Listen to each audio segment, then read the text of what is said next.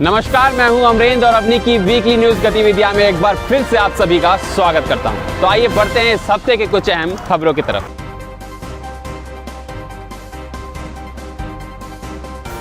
एक समय ऐसा था जब जंगों में असला बारूद का इस्तेमाल किया जाता था, लेकिन आज के इस मॉडर्न युग में डेटा पैक का इस्तेमाल किया जा रहा है। जी हां, हम बात कर रहे हैं किसान आंदोलन से जुड़े एक ट्वीट के बारे में। मशहूर सिंगर रिहाना का एक ट्वीट ने हमारे देश में ऐसी चिंगारी फेंकी कि पूरा देश सुलग उठा। रिहाना ने अपने ट्वीट में लिखा था, and I quote, why aren't we talking about this?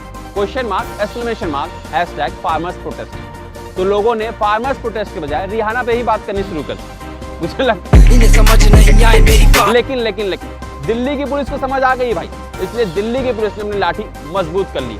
कहने का मतलब ये है कि किसान आंदोलन के दौरान सिंधु बॉर्डर पर एसएचओ पर तलवार से हमला हुआ था, जिसके बाद पुलिस को ऐसे हमला से निपटने के लिए तलवार की तरह दिखने वाली स्टील का डंडे दिए गए हैं, जिसमें रिस्ट और आर्म्स कवर भी लगे हुए हैं। मतलब अब पुलिस का डंडा हेवी हो गया भाई। हाँ, आपका संदेश भेजने वाला कबूतर ही अगर आपको काट खाए तो कैसा लगेगा? ऐसा ही कुछ अभी कंगना रनौत को लग रहा होगा। जी हाँ, ट्विटर के माध्यम से देश के तमाम मामलों में अपने विचारों को व्यक्त करने वाली कंगना पे ट्विटर ने कार्रवाई करते हुए उनके ट्वीट्स को डिलीट कर दिया, साथ ही उनके अकाउंट को सस्पेंड करने की भी चेतावनी दी। मतलब ऐसा क्या था ट्वीट में, आइए आपको बताओ। सबसे पहले रिहाना की ट्वीट पे रिप्लाई करते हुए उन्होंने रिहाना को भला बुला कहा। उसके बाद रोहित शर्मा और तमाम क्रिकेटर्स को धोबी का कुत्ता कह डाला।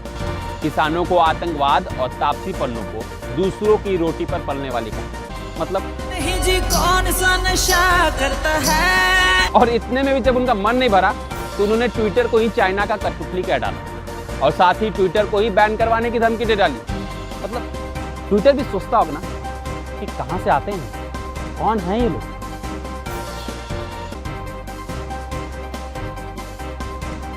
बिहार में इंटर की परीक्षा चालू हो गई है और इस बार बिहार से सामूहिक नकल की तस्वीरें नहीं आ रही, बल्कि दूसरे की जगह पेपर देने का ट्रेंड जोर पकड़ रखा है। जी हाँ, भागलपुर के एक सेंटर टीएनबी कॉलेज में बुधवार को ऐसे 23 मुन्ना भाई मिले, जिनमें से 22 पकड़े गए और एक बानर की तरह छलांग लगाकर भाग निकला।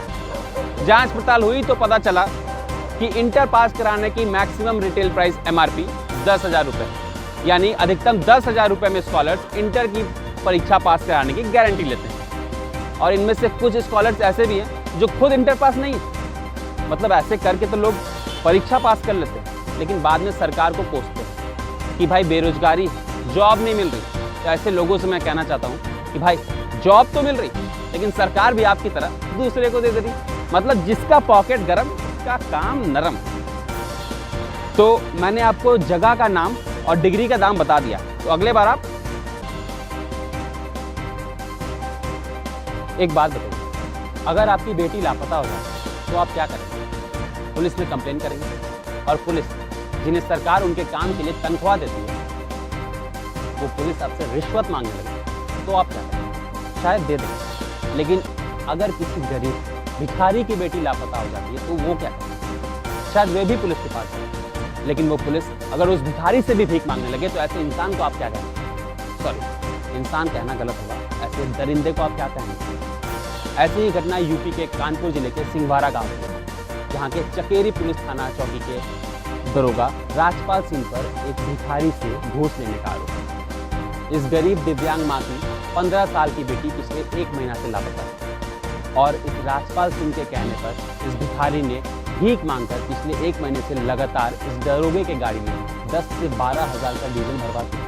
इसके बाद भी उनकी बेटी उन्हें नहीं मिली। लोग कहते हैं कि धर्म खतरे में, पर मुझे लग रहा है इंसानियत खतरे में आ गई है, जो कि सारे धर्म से ऊपर। तो फिलहाल अपनी की वीकली न्यूज बुलेटिन में बस इतना ही। आगे और भी मजेदार खबर देखने के लिए हमारे चैनल को सब्सक्राइब करना ना भूलें। धन्यवाद।